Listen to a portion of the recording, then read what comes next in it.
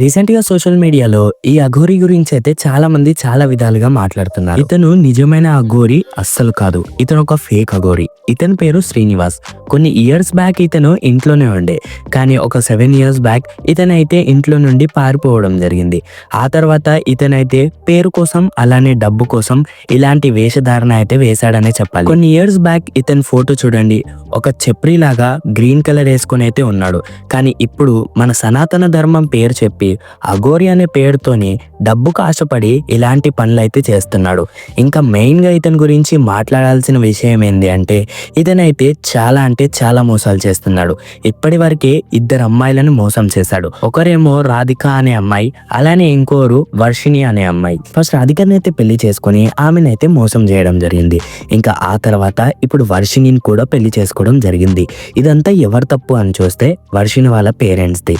వర్షిణికి ఏదో అయ్యింది, వాళ్ళ ఇంట్లో ప్రాబ్లమ్స్ ఏదో ఉన్నాయని ఈ అఘోరి బాబానైతే ఇంటికి పిలిచి కొన్ని పూజలు చేపించడానికి ట్రై చేస్తే అతనేమో వీళ్ళ అమ్మాయిని వలలో వేసుకొని ఇప్పుడైతే పెళ్లి చేసుకోవడం జరిగింది. కొన్ని రోజుల క్రితం ఈ అఘోరి ఆడోళ్ళు పెళ్లి చేసుకోవద్దు, అది మన సనాతన ధర్మంలో లేదు అని చెప్పి ఇప్పుడు ఇతను ఒక ఆడామెను పెళ్లి చేసుకున్నాడు. ఒకప్పుడు ఇతను బాయ్ లాగా ఉండే, కానీ ఇప్పుడు ఇతనైతే ఒక ట్రాన్స్జెండర్ గా అయితే మారిపోయిండు. ఉత్తి ఈ 2 అమ్మాయిలే కాదు, ఈ 2 అమ్మాయిలతో పాటు ఎంతో మంది పొలిటికల్ లీడర్స్ కూడా మోసపోయారు.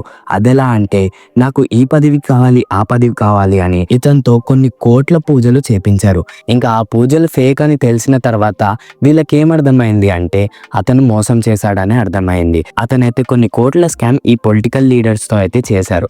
కానీ ఈ పొలిటికల్ లీడర్స్ ఎక్కడ వాళ్ళ పేరు ఖరాబ్ అవుతుంది అని వాళ్ళైతే బయటికి అయితే తీసుకొని వస్తలేరు ఈ టాపిక్ ని. ఒక అఘోరి కావాలి అంటే దాదాపుగా 10 years అయితే కష్టపడాల్సిందే. అంటే ఒక 10 years పాటు కఠిన శిక్షతోని ఒక గురువు కింద శిక్ష తీసుకుని అఘోరి లాగా అయితే మారాల్సి వస్తుంది. కానీ ఇతరు మాత్రం ఏ గురువు లేకుండా ఇతను సొంతంగా అఘోరి అనే పేరు పెట్టుకొని అందరినీ అయితే మోసం చేస్తున్నాడు.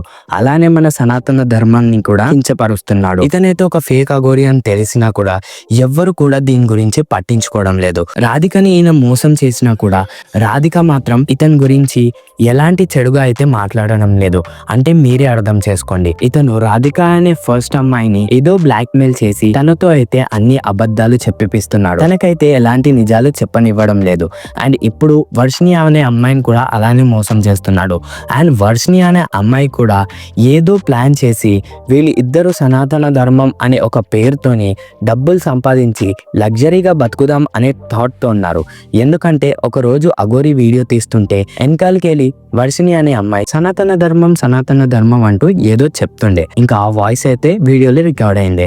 ఇంకా దాని వెనుక ఏముంది అంటే వీళ్ళిద్దరు కావాలని ప్లాన్ చేసి వాళ్ళు లగ్జరీగా బతకాలని ఇలాంటి సనాతన ధర్మం అనే పేరుతోని వాళ్ళైతే మోసం చేయడం జరుగుతుంది. ఇంకా ఈ అఘోరి గురించి మీరేమనుకుంటున్నారో కమెంట్ చేసి తెలియజేయండి. అండ్ మరిన్ని ఇలాంటి వీడియోస్ కోసం మన ఛానల్ని సబ్స్క్రైబ్ చేసుకోండి.